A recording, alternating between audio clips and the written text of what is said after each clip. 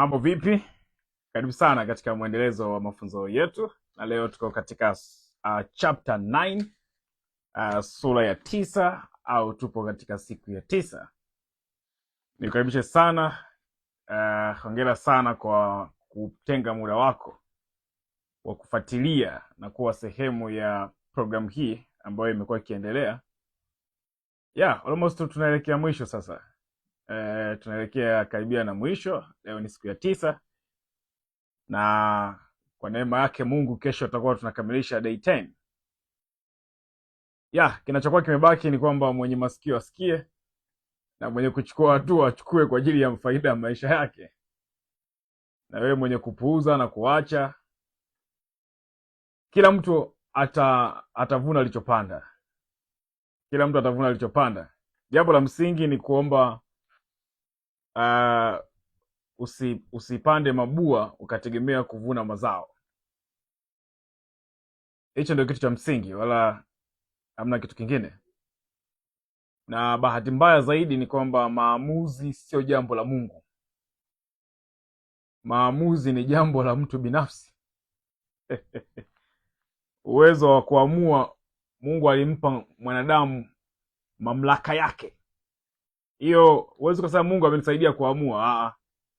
Unaamua mwenyewe. Okay, nikukaribishe sana. Leo katika day 9 tutakuwa na somo moja kubwa sana ambalo linasema kuahirisha leo ni kulia kesho. Kuahirisha leo ni kulia kesho. Ni somo moja ambalo linataka tuelewe kwamba katika kila maamuzi ambayo tunayafanya yana hatima yake, kwa sababu kuahirisha pia ni maamuzi. Yaani kuto kuamua pia ni kuamua.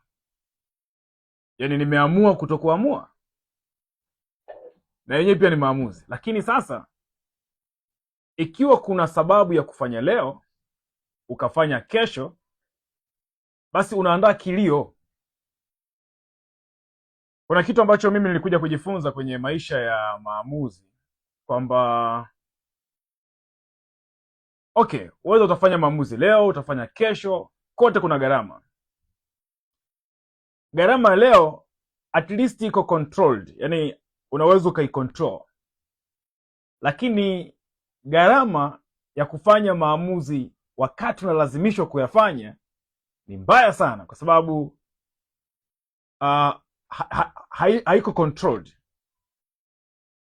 Yani utakuja tu kufanya maamuzi, lakini somo letu la leo linasema kuahirisha leo ni kulia kesho. Yani sasa kuahirisha ni kufanya maamuzi ya kutokufanya, unaandaa gharama kubwa ya kesho. Okay, tunasema kwamba hakuna adui wa hatima aliye hatari zaidi kama ahirisho. Sio uvivu, sio kukosa uwezo, lakini kuchagua kuto kuamua leo. Huyo ndio adui hatari zaidi. Kuchagua kuto kuamua leo. Huyo ndio adui hatari kuliko ambavyo unaweza kufikiria. Sasa nasema watu wengi hawaharibu maisha yao kwa makosa makubwa. Wanaharibu maisha yao kwa maamuzi madogo madogo ambayo yanaahirishwa kila siku. Hicho ndio kinachoharibu maisha. Makosa hayawagi makubwa ambayo yanapelekea maisha yawe magumu. Na ndio maana unakuja kugundua kwamba kila mtu ana nafasi ya kufanikiwa.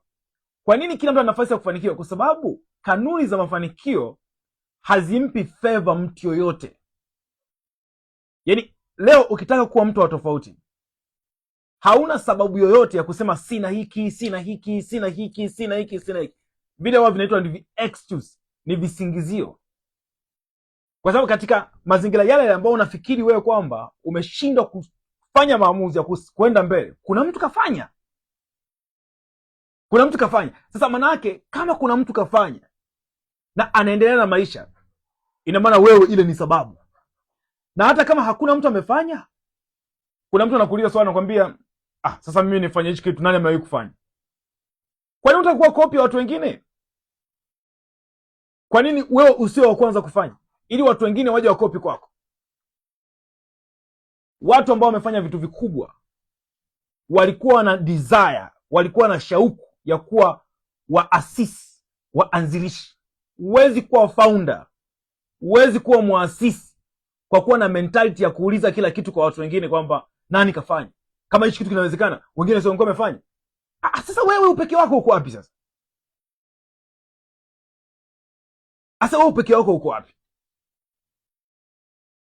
Kitabu cha Think and Grow Rich kuna statement moja inasema, if you think something is right and you are capable to do it, just do it.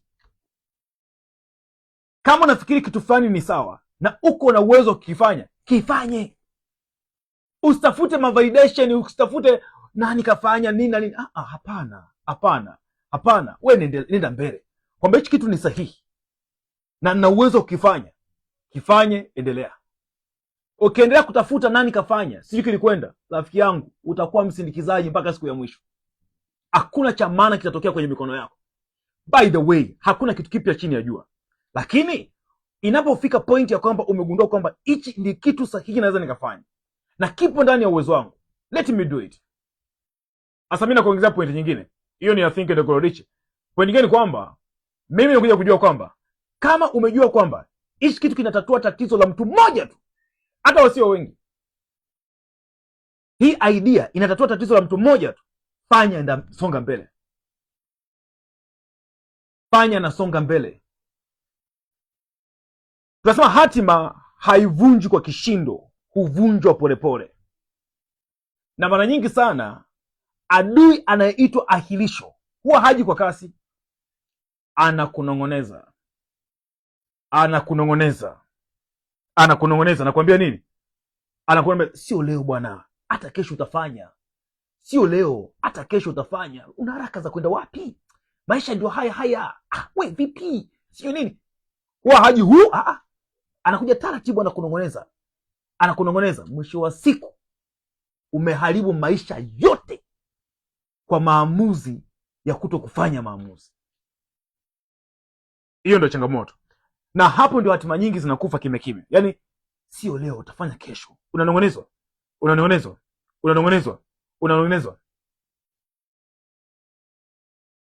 Maisha magumu hayaji kwa kufanya maamuzi ya kufanya mambo mabaya. Wakati mwingine yanakuja kwa kuto kufanya maamuzi kwa wakati. Kuna mambo mawili. Kuna kitu kinaitwa kuto kufanya maamuzi na kuna kufanya maamuzi kwa wakati. Ukifanya kesho pia ni maamuzi, ni sahihi kabisa, lakini swali la kujiuliza, yapo kwa wakati? Haya maamuzi ambayo nasema nitafanya kesho, itakuwa kwa wakati? Kwenye maisha kuna kitu kinaitwa time and timing. Kwenye maisha kuna kitu kinaitwa time and timing. Maana yake kuna majira, kuna kitu kinaitwa muda na majira. Muda upo siku zote, lakini majira hayako siku zote.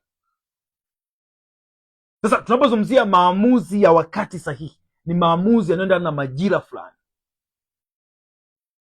Moja kati ya kitu ambacho masters wengi, asilimia kubwa ya watu wengi ambao leo wanafanya vizuri duniani, moja kati ya sifa yao kubwa, walijitambua mapema. Kwa nini walijitambua mapema? Wale watu walikuwa tayari kutafuta information mapema, kwa sababu awareness ndio mama wa mtu kujitambua.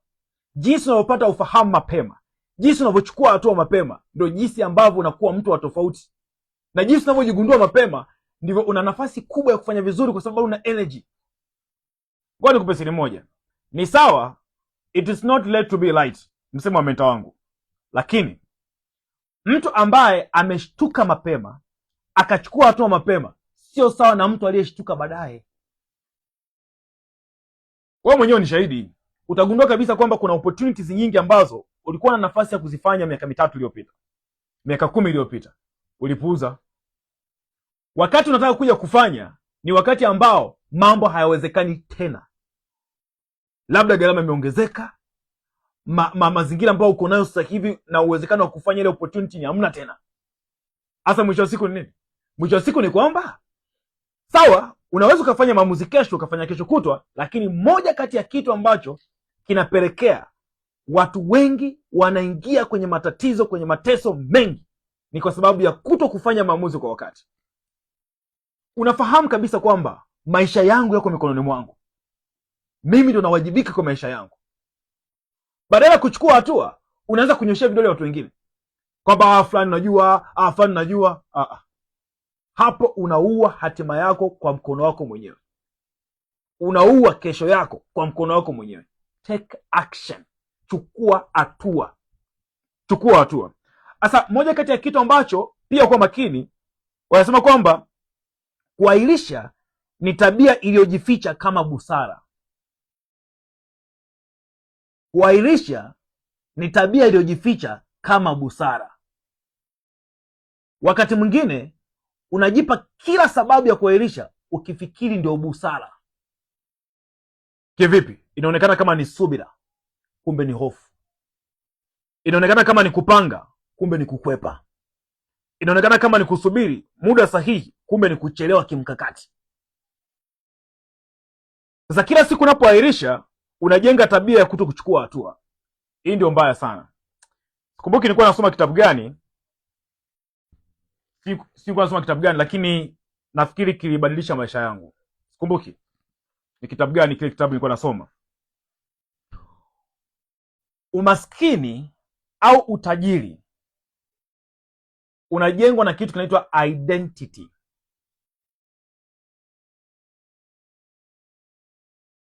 Identity maana yake nini?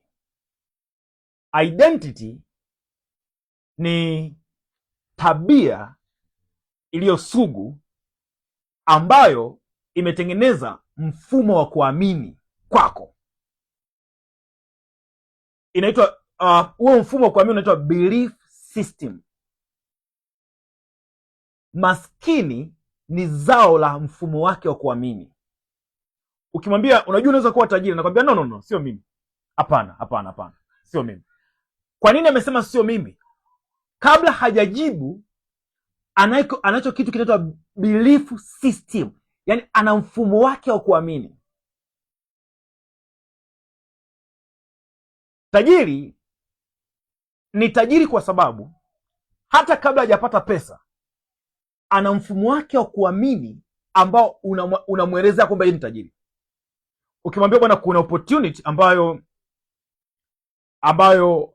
unaweza ukafanya, anasema yes kabisa, niko tayari kufanya. Tunaanzaje? Kwa nini? Ana kitu kinaitwa belief system ambacho kwake kwenye akili yake kimetengenezwa na kitu kinaitwa possibility mentality. Akiamini kwamba katika kila kitu ambacho kiko mbele yake there is a possible way. Hata kama bado hajui, lakini anaamini kwamba there is a possible way. Hii inaitwa belief system. Belief system ni mfumo ambao una operate maisha ya mwanadamu. Huu mfumo umetoka wapi? Huu mfumo umetoka kwenye kitu kinaitwa awareness, kitu kinaitwa ufahamu. Naomba nirudie. Huu mfumo umetoka kwenye kitu kinaitwa awareness, kitu kinaitwa ufahamu. Mama wa mfumo wa kuamini ulionao ni ufahamu ulionao. Sasa hatima, nitaelezea baadaye kuhusu hatima ya belief system ambayo ndio identity, nitaelezea baadaye. Sasa basi, nini kinatokea? Mfumo wako wa ufahamu umejengwa na nini? Mfumo wako wa ufahamu umejengwa na exposure. Mentor wangu spiritual mentor anasema kwamba exposure is a price for exploit. Ana statement yake mmoja anasema exposure is a price for exploit. Mimi nipo kama nilivyo kwa sababu ya aina ya exposure ambayo labda kwa siku za nyuma nimeipata. Sipo kama nilivyo kwa bahati mbaya. Wewe upo kama ulivyo kwa sababu ya aina fulani ya exposure ambao umeipata. Tunaposema exposure tunamaanisha nini? Tunaposema exposure manake muda mwingi uliwekwa kwenye mazingira gani? Ulikuwa kwenye mazingira gani? Ulijiweka kwenye mazingira gani? aina ya yale mazingira uliojiweka ndio yamekufanya umekuwa wewe. Sasa angalia kinachotokea. Umeenda shule gani, inaamua exposure yako. Marafiki zako nani, inaamua exposure yako. Umekaa mtaa gani, inaamua exposure yako. Nani unakuwa naye karibu, inaamua exposure yako. Unasoma vitabu gani, inaamua exposure yako. Ile exposure yote ambayo unajicondition nayo ndio inatengeneza kitu kinaitwa awareness, inatengeneza kitu kinaitwa ufahamu. Sasa iko hivi, hakuna tabia ambayo unalazimishwa kuwa nayo. Inawezekana umekuwa exposed kwa muda mrefu kwenye mazingira ambayo yamekuweka kama ulivyo leo, lakini sio unavyotaka uwe wewe. Yaani wewe upo kama ulivyo kwa sababu ya aina ya exposure uliopewa, lakini aina ya ufahamu ulionao haukupeleki wewe kwenda kwa aina ya maisha unayoyataka yabadilike. Sasa unafanyaje? Tabia inatengenezwa, lakini pia tabia inabomolewa. Inabomolewa vipi? Utakiwa kusema sitaki hii tabia. Itabidi uanze kuingiza tabia mpya ambayo itaelekea kwenye aina ya maisha unayoyataka. Ina maana inabidi uanze kutengeneza exposure mpya ambayo inaendana na aina ya maisha unayotaka kesho. Exposure ya mtu anayetafuta ashibe, asilale njaa ni tofauti na mtu ambaye anataka kutengeneza milioni 10 kwa mwezi. Vitabu atakavyosoma ni tofauti, marafiki watakao kuwa nao ni tofauti, mentors watakao kuwa nao ni tofauti, program watakazosoma ni tofauti. Sio ile ile program. No. Sasa angalia kinachotokea. Mama wa yote ambayo najaribu kukuelezea ni kwamba siku umejitambua, mama wa yote ambayo nakuelezea inaitwa self discovery. Inaitwa self discovery. Self discovery ni siku umejitambua. Siku umejitambua ndio siku unaanza kuishi maisha yako. Kuna watu wanafika mpaka miaka 50 hawajawahi kuishi maisha yao. Imagine. Kuna watu wana miaka 40 hawajawahi kuishi maisha yao. Kuna mtu ana miaka 35 hajawahi kuishi maisha yake. Mpaka leo anaishi maisha ya majirani, anaishi maisha ya wazazi, anaishi maisha ambayo sio yake. Sasa ameyakubali maisha ambayo ya watu wengine kana kwamba ndio ya kwake, kwa ndio anaishi nayo. Sasa kuna mwingine yanamtesa, nataka nitoke kwenye haya maisha. Natokaje? Sikiliza nikwambie kitu. Safari ya maisha inaanzia siku ukijitambua. Siku ukijitambua. Siku ukijitambua ni siku gani? Ni siku utakayojua kwamba wewe ni matokeo ya program ambayo ililazimishwa kwako, whether ulikuwa unataka au ulikuwa hutaki. Sasa unaamua kusema hivi, kuanzia leo enough is enough. Nataka kutengeneza programu nyingine ambayo itaendana na aina ya ahadi ninayomtaka kesho. Sasa angalia kinachotokea. Exposure ina affect ufahamu wako. Ufahamu wako unakutengenezea kitu kinaitwa mfumo wa kuamini na mfumo wa kufikiri. Mfumo wa kuamini na mfumo wa kufikiri ambao unaitwa belief system ndio unakutengenezea kitu kinachoitwa identity. Sasa ndio maana ghafla tukimwambia mtu unajua unaweza kufanikiwa, anakataa. Kwa sababu belief system, yani identity, ni kile kitu ambacho sasa kimeshakuwa cha kwako. Kwa mfano sasa hivi, ngoja nikupe mfano mmoja hapa. Kwa mfano sasa hivi nikifika mahali mtu akaniambia Ahaz, wewe ni Mtanzania? Namwambia ndio. Unajua ananiambiaje? Ili aamini, naomba kitambulisho chako. Naambia hiki hapa. Akisoma kwenye hichi kitambulisho atakutana na picha yangu. Jina la kwanza Ahaz Anderson, jina la mwisho Ngesi, mwaka wa kuzaliwa huu hapo, jinsia gani na kila kitu kama kilivyoandikwa. Hii inaitwa identity. Hiki kinaitwa kitambulisho changu. Sasa kwenye maisha, identity ni nini? Identity ni aina ya utambulisho ambao wewe umejikubali nao. Yaani mtu akisema unaweza kufanikiwa, unasema hapana, siwezi kufanikiwa. Yaani ile reaction ya haraka ile ambayo umeijibu, ambayo bila kufikiri, ndio wewe halisi. Ndio maana ukiwa na partner, ukiwa na mtu ambaye mtu wako wa karibu, labda ni business partner, ni mke wako, ni mme wako, au ni mwenzako tu kwenye biashara, ukitaka kujua uhalisia wa yule mtu ni sehemu mbili. Sehemu ya kwanza, ikitokea changamoto. Ikitokea changamoto ndio utajua reaction yake. Unajua kwamba identity yake ni ipi. Kwa mfano, mko mnafanya biashara, alafu mmepata hasara. Sasa mnatakiwa wote mmepata taarifa kwa wakati mmoja.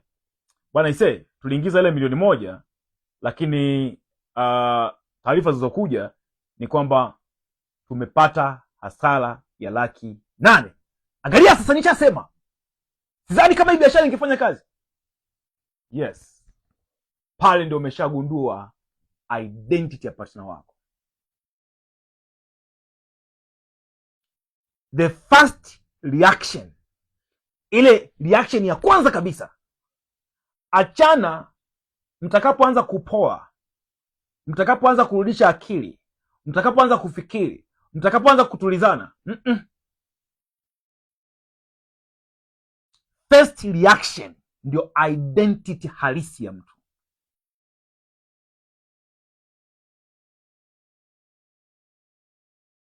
Sasa basi, hichi kitu hakiji kwa bahati mbaya. Hichi kitu kimeprogramiwa, hichi kitu kimetengenezwa, hichi kitu kimeundwa, ndio maana yule mtu yuko vile. Nini kinatakiwa kifanyike? Kwanza kabisa, lazima yeye mwenyewe ajitambue.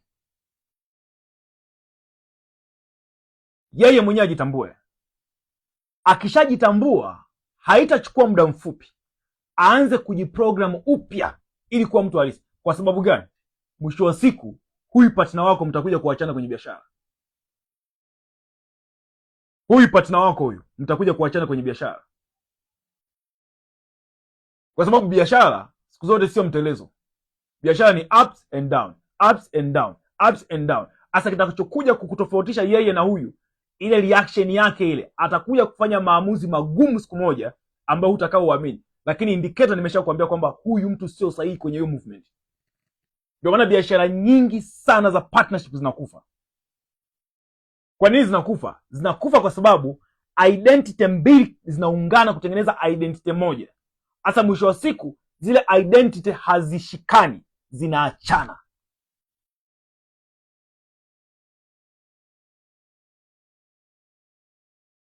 Hiyo sasa inatengenezwa hivi. Wewe kwa mfano, unajua unachotaka kufanya na unajua kabisa nikifanya hichi kitu ni sahihi. Haya, unaahirisha. Unasema bwana, mimi nitafanya kesho. Na kwa sababu kuahirisha huwa hakuji kama kelele, kunakuja kama hisia, kunakuja taratibu, kinachojenga belief ambao hatima yake ni kwenda kuingiza kwenye identity, kinaitwa emotion. Wanasema ni vitu viwili, kuna hisia, kuna repetition, na kuna kitu kinaitwa intensity. Naomba nirudie. Vitu vinavyojenga tabia, vitu vinavyojenga mfumo wa kuamini, cha kwanza kinaitwa emotion. Mtu ambaye yupo katika hisia, wanasema usifanye maamuzi ukiwa na hisia. Usifanye maamuzi magumu ukiwa na hisia. Eza uko na hisia chanya au ukiwa na hisia hasi, ukiwa na furaha sana au ukiwa na huzuni sana. Usifanye, kwa sababu ukifanya chochote wakati ambako una hisia, akili yako ile ambayo inatengeneza belief system huwa haielewi ukweli na uongo. Yenyewe inapokea kitu chochote ambacho ni emotionary, inakitunza, inaenda kukutengenezea mfumo wako wa kuamini kwamba hicho kitu ni sahihi. Hasa madhara kwenye maamuzi siku zote ni hisia, kwamba kwani nifanye, tafanya kesho bwana, kwani kesho mbali, tafanya kesho bwana. Unajitia moyo uongo. Unapojitia moyo uongo, kile kitu kinapokelewa kama kilivyo. Sasa kinapopokelewa kama kilivyo, kinaenda kwenye identity, kinaanza kutengeneza mfumo wako wa kuamini. Kwa the more unaendelea kufanya, jinsi unavyoendelea kufanya, unabadilishiwa utambulisho ambao sasa ikifika kesho kutwa, baada ya muda, baada ya wiki, baada ya mwezi, unavaa identity ya kimaskini, kwamba maskini ni mtu wa kuto kuchukua hatua. Kwa itafika kipindi sio tena unasema nitafanya kesho, hautafanya maamuzi ya kusema nitafanya kesho. Utasema hivi, bwana wewe, mimi sio mtu wa kuchukua hatua. Ikishafika moment umeshajivalisha kwamba mimi sio mtu wa kuchukua hatua, umeshajimaliza. Yaani sio umeshajimaliza, yaani ndio umeshamalizika. Kuja kuondoka, kubadilisha identity. Sasa tukiwa katika issue ya mambo ya kiroho, tunasema kwamba neema ya Mungu ingilie kati. Huyu mtu anahitaji maombi ya kutosha, elimu ya kutosha, maombi, elimu,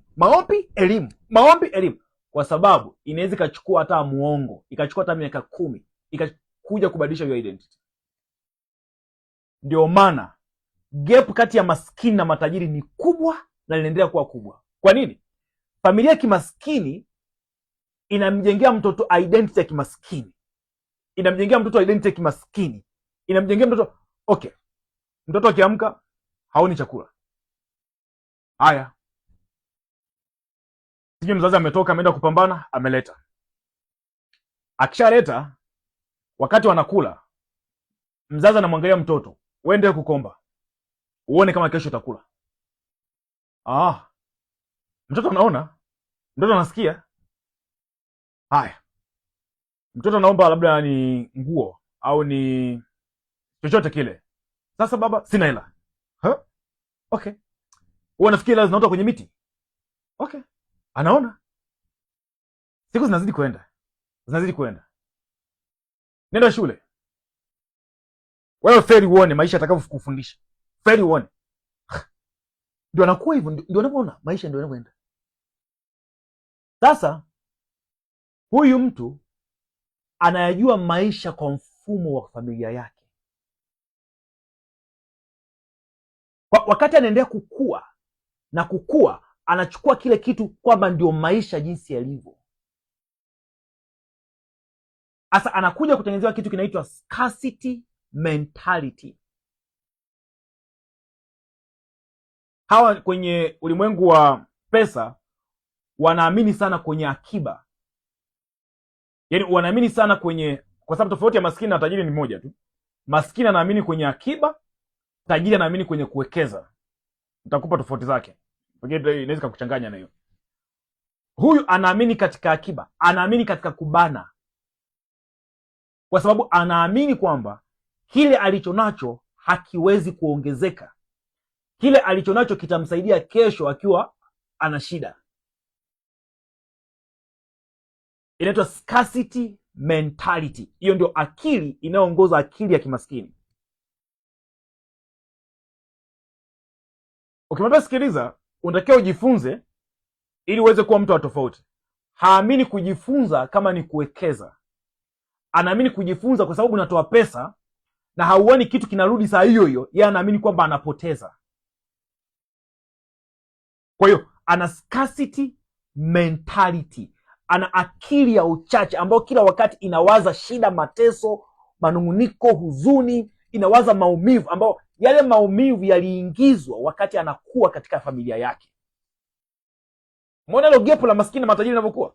Kwa manake mpaka mtu aje apate neema hapo katikati kwenye hiyo familia, akaondoka akajifunza mfumo wa pili, ndio ana uwezo wa kutengeneza mfumo mwingine na kizazi chake kikaendelea. Sasa kwenye upande wa kitajiri ukoje? Kwenye upande wa kitajiri, mtoto anakuwa anaona maisha ni kawaida, yaani hajui kama kuna anajua maisha ni mapambano. Mapambano sio kwa sababu maisha ni magumu. Nisikilize vizuri. Anaona mzazi wake anafanya kazi, anaamka asubuhi, anafanya hiki, anasoma, anaandika, labda anaongea na wateja, anapiga simu, anawakumbusha wateja wake oda, anaenda anafanya kazi zake, anafanya mazoezi na nini na nini, yaani akiamka anafanya kazi. Sasa yule mtoto anakuwa akielewa kwamba maisha ni kupambana. Kwa maana ipi? Kwa maana ya kwamba ndio maisha. Wakati maskini, mentality ya kimaskini, anaamka akijua kwamba maisha ni mateso. Sasa ili uondoke kwenye mateso, unatakiwa upambane sana. Kwa hiyo sasa anakuwa anafanya kazi akiwa na kitu kinaitwa uchungu ndani yake, anafanya kazi akiwa na guilt ndani yake. Yaani ni kama mtu anafanya kazi akiwa na hasira, yaani kwamba ni kama anamfanyia kazi mtu fulani hivi. Ndio maana unaona kwa mfano kwenye mtu ambaye amefanikiwa, ametoka kwenye familia ya kimaskini, bado anaweza kuwa na mafanikio, lakini bado ni mtu ambaye haenjoy mafanikio, kwa sababu bado anakuwa na ile scarcity mentality. Yaani kuna namna fulani bado huyu mtu kuna ukombozi fulani hajapata. Hizi ni mentality mbili tofauti.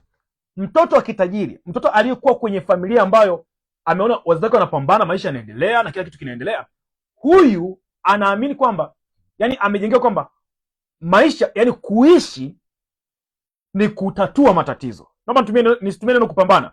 Maskini anaamini kwenye kupambana, mtoto wa tajiri anaamini kwamba maisha ni kutatua matatizo. Sasa kutatua matatizo maana yake nini? Maana yake lazima ukiamka uwafikirie watu wengine wanaishije, uje na majibu ya kuwasaidia wale watu waishi vizuri. Anaamini kwamba pesa ni matokeo ya kutatua matatizo ya watu. Kwa hiyo lazima amke ajue kabisa kwamba anatakiwa ajijali yeye, lakini pia awajali watu wengine. Maisha ndio kwa amekuwa katika familia ya design hiyo. Mwisho wa siku sasa yeye anakuwa na kitu kinaitwa abundance mentality. Yaani anakuwa na ile akili ya wingi. Sasa yeye kwenye mentality ya pesa sio saving. Yeye anaamini katika kitu kinaitwa investing. Investing maana ni kuwekeza. Kwa sababu kwenye kuwekeza ndio kwenye abundance mentality. Kwamba kwenye kuwekeza kuna vitu vingi viko nje bado, sio hivi tu ambavyo tumevikumbatia. Hapana, viko vingi vinakuja. Sasa ili vile vitu vingi vije, inabidi mimi nitoe. Ndio maana matajiri ni watoaji. Ndio maana maskini ni wabanaji. Kwa sababu maskini anaongozwa na mentality ya saving. Tajiri anaongozwa na mentality ya investing. Kwamba ili nipate zaidi lazima nitoe zaidi. Maskini anasema ili nipate zaidi lazima ni save zaidi. Mungu wangu, nimekufundisha kitu ambacho sikupanga kabisa. Lakini kimeanzia wapi mpaka nimekufundisha hivyo? Mwisho wa siku sasa, wewe halisi ni wewe ambaye umejikubali kwa kitu kinachoitwa belief system. Mfumo wako wa kuamini, mfumo wako wa kufikiri umekutengenezea mtu halisi ambaye anaitwa wewe.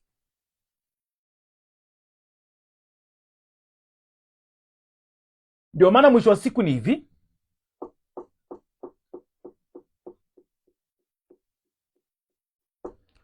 Kuna wewe ambaye sasa hivi anaongoza maisha yako. unapotaka kuingia kwenye maisha mapya inabidi uwe mpya. Usipokuwa mpya ukawa wakale ukaingia kwenye maisha mapya, kunakuwa kuna vita kati ya wewe mpya ambayo ndio unatakiwa lazima uendane na maisha unayotaka, na kuna vita kati ya wewe ambaye ni wa zamani. Kwa lazima kuna mmoja aondoke ndio maisha yatatokea. Kivipi sasa? Ndio pale ambapo sasa unatakiwa, yani mfumo wako kuamini uanze kwa upya, mfumo wako kujikubali uwe mwingine. Hicho kisipotokea, yale maisha mapya ambayo unatamani yaweze kutokea hayawezi kutokea. Ndio maana mwisho wa siku pesa ni ile. Ukimpa mtu ambaye ana identity ya kimaskini, anakuwa na mashaka kwamba ile pesa itafanyaje, itaisha. Sasa ile mashaka yake ya pesa itaisha, anaitumia kwa fujo, na yenyewe ndio inaisha haraka. Wakati tajiri ambaye ana utambulisho wa kwamba ni abundance mentality, kwamba vitu vipo tu na pesa huwa inakuja na kutoka. Sasa swali linakuja, ili pesa ije, mimi inabidi niwe mtu wa aina gani? Sio nifanye nini.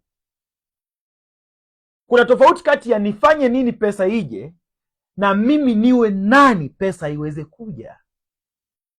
Sasa maskini huwa wana focus kutafuta kitu cha kufanya ili wapate pesa. Matajiri wana focus mimi niwe nani ili pesa iweze kuja. Ndio maana mwisho wa siku ni kwamba money is a game of attraction, kwamba pesa inakimbilia mahali na pesa inakimbia mahali. Sasa pesa haikimbilii biashara, pesa inamkimbilia mtu aliyeshika ile biashara. Ndio maana mwisho wa siku maskini akishika biashara fulani, kwa sababu yeye na biashara hawafanani, pesa itakimbilia biashara, lakini haitakaa. Pesa haikai kwenye biashara, pesa inakaa kwa mtu anayefanya biashara. Umeona sasa? Hawa ni watu wawili tofauti ambao wamejengwa katika misingi tofauti, na mwisho wa siku hatima zao zinaamuliwa tofauti kulingana na utambulisho wao, sio kulingana na biashara wanazofanya.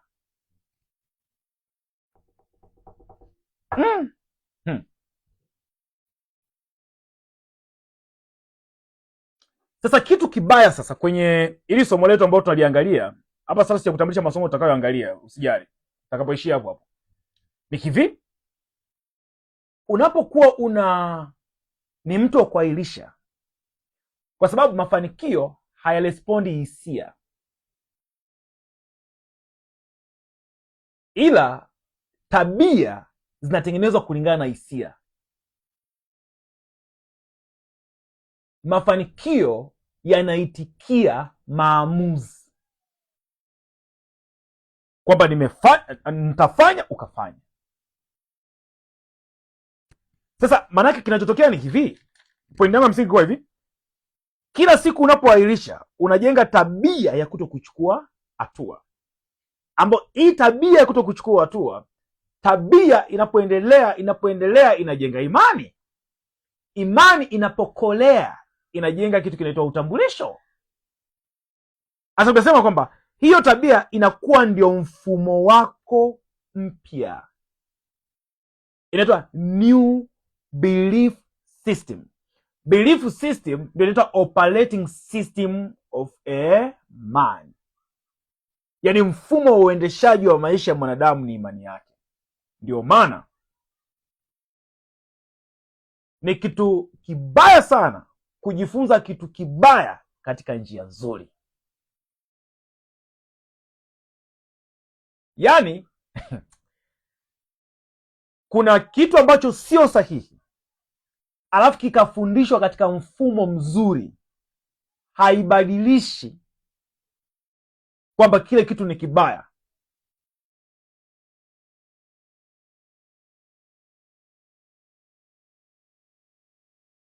Kuna mifumo ambayo ni rasmi na inafundisha vitu vibaya, ile haibadilishi kile kitu kibaya kikawa kizuri.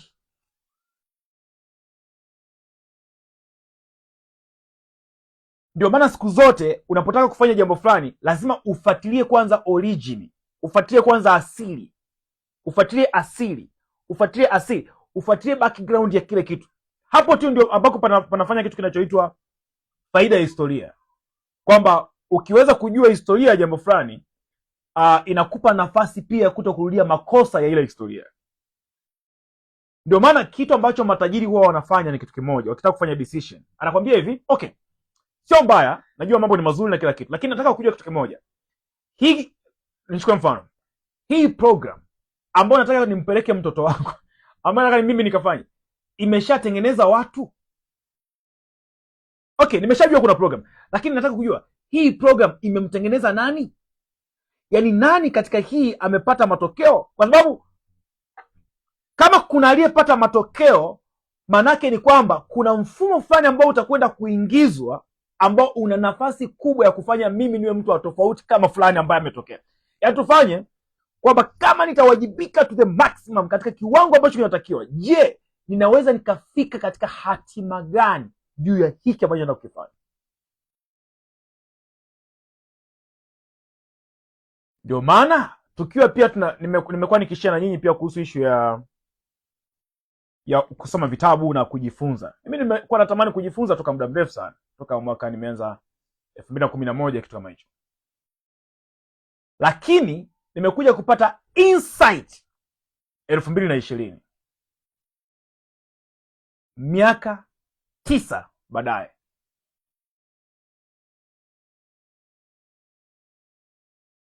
ambapo niliambiwa sasa, sikiliza Hazi, kuanzia leo vitabu hivi sisome, vitabu hivi soma. Na nikaelewa maana yake nini. Sio kila maandishi kwa sababu yameandikwa, yamelembwa, yamepambwa, yanaweza kuwa msaada kwangu juu ya kile ninachotaka kukifikia. No, kuna mengine yatakuconfuse badala ya kukupa direction. Kasema okay. Sasa hapo ndio nikaanza kujua hata biashara yenyewe kumbe ina maana tofauti. What? Hata biashara na yenyewe ina maana tofauti. Sema sawa. Sasa kwenye success school huwa hatusemi kwa sababu wengi wanajua hivyo basi ndio usahihi. No, proofs ndio zinaamua kwamba hichi kitu ni sawa au kuna kitu kalichengeshwa kidogo ambako kamepelekea mambo yasiende kama yalivyo. Haya, kwa hizi dakika 20 zilizobakia, dakika 10, tuone kama tutafikia mahali gani kwenye hichi ambacho tunafanya. Lakini for sure nafikiri ni utangulizi nimekuwa nakupa, kwa sababu sija kuintroduce hata hizi sehemu 3 ambazo tutaangalia. Okay, kwa mfano maisha tu ya kawaida kwenye bustani, tuseme mkulima anajua kitu kimoja muhimu sana. Msimu hausogei kwa sababu yeye hayupo tayari au hayupo tayari kupanda. Akichelewa kupanda, hata mbegu bora atakazootesha hazitamsaidia. Hata mbolea ya gharama haitaweza kuleta mavuno. Hata bidii ya mwisho haitabadilisha kalenda ya mvua. Kwa nini? Hakuna kitu kinachoitwa nitapanda kesho alafu nitapata mavuno leo. Hapa nazungumzia issue ya time and timing, kwamba bado kufanya maamuzi kwa kuto kuzingatia wakati sahihi bado na yenyewe sio maamuzi sahihi.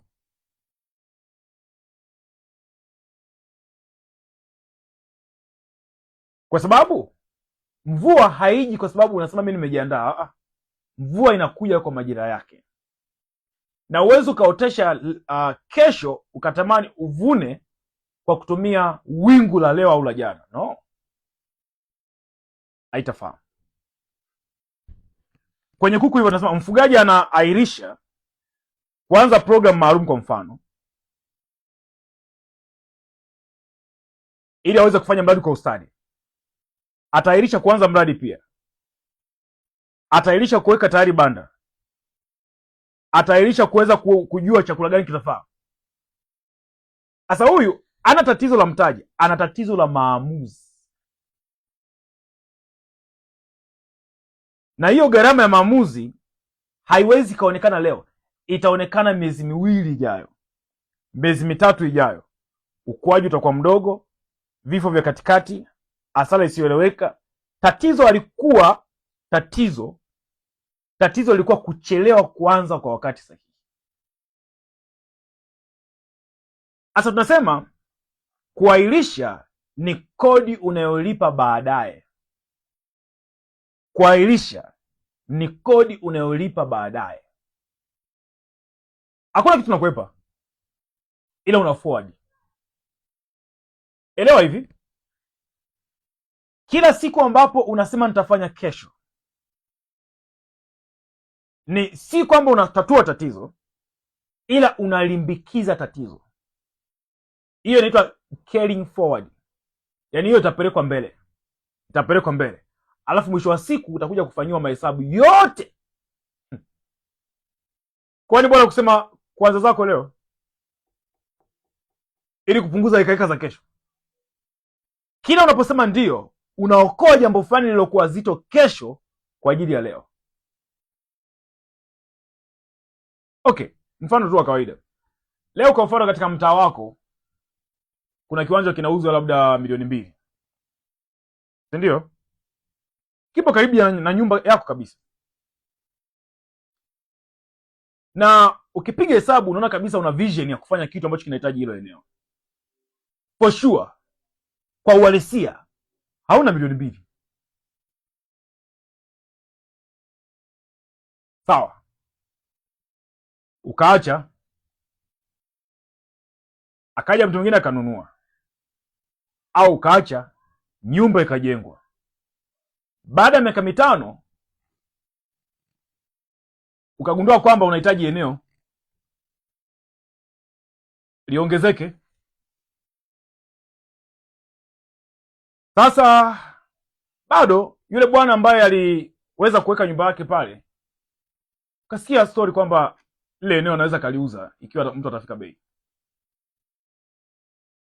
Unakuja kusikia bei panauzwa milioni 20.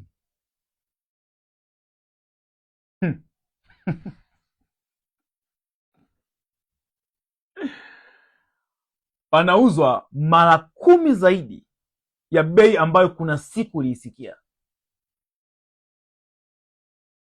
Ukipiga mahesabu hauna option, unachokihitaji ni eneo. Nini kimetokea? Kuahirisha ni kodi unayolipa baadaye.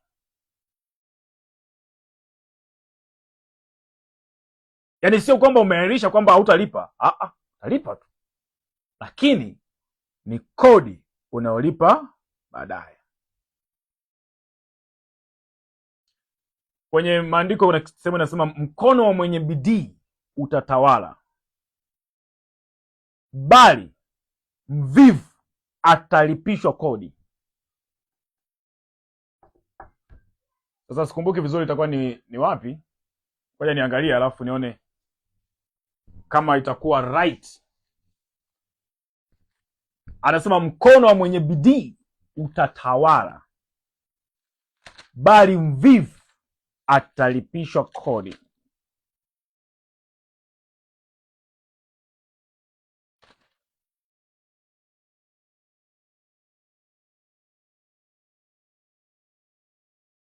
Yes. Nishaona andiko lake liko sehemu gani. Atakayetaka nitamtajia, utaniambia hapo. Nilikuwa nataka tu ni prove. Kwa hiyo manake nini? Mkono wa mwenye bidii utatawala, bali mvivu atalipishwa kodi. Maana ya kulipishwa kodi nini? Kuna tofauti kati ya kulipa kodi na kulipishwa kodi. Kulipa kodi, mwisho wa siku, kwa nini tunalipa kodi kwenye serikali? Labda kwa mfano, biashara huwa haiendeshwi peke yako. Biashara yoyote inaitwa biashara, inaendeshwa na watu wengi, kwa kila mmoja na mchango wake katika biashara. Wale wanaoshiriki kuendesha ile biashara wanaitwa partners. Sasa mwisho wa siku unapata faida kwa sababu kila partner anashiriki kwa nafasi yake kuendesha ile biashara. Sasa ukifanya biashara lazima kila partner ashiriki mgao. Sasa kuna partner ambaye ni serikali, kuna partner ambao ni wale walioweka mtaji, kuna partner ambaye ni Mungu.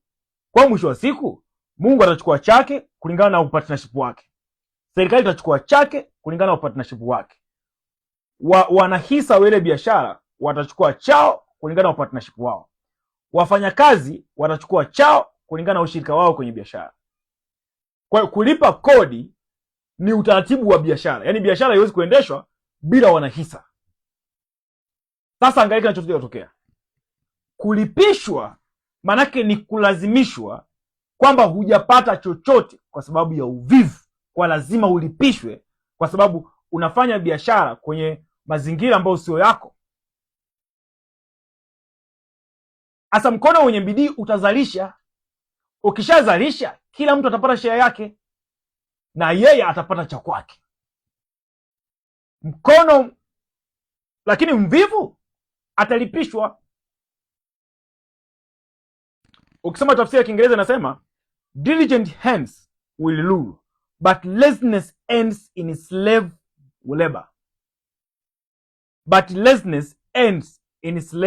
labor. Kwa mwisho wa siku nakuta yule mvivu anaishia kwenye kazi za kulipishwa. Anasema in slave labor, kazi za kitumwa. Ndio maana mwanzo kusema utatawala. Huyu mwingine ataishia kwenye kazi za kitumwa. Sasa nafikiri kwa ameitafsiri katika njia kidogo ambayo labda inaweza kukupa insight kwa design hiyo. Sasa tunaposema kuahirisha ni kodi unayolipa baadaye, maana yake nini? Kila jambo unaloahirisha leo utalipa kwa nguvu zaidi kesho, utalipa kwa muda zaidi kesho, utalipa kwa majuto zaidi kesho. Simple. Na kibaya zaidi, kadri unavyoahirisha ndivyo unavyokuwa rahisi tena kuahirisha kesho. Ukishatengeneza ile mentality ya kuahirisha vitu, unajikuta unashawishika tena kuahirisha. Yaani si umeahirisha sasa hivi na kesho unaahirisha na kesho unaahirisha. Umeshatengeneza ile mfumo wako wa kujiahirishia mambo, kwa hiyo utakuwa unapenda kuahirisha kila wakati. Na hapo ndio watu wengi wanapokwama.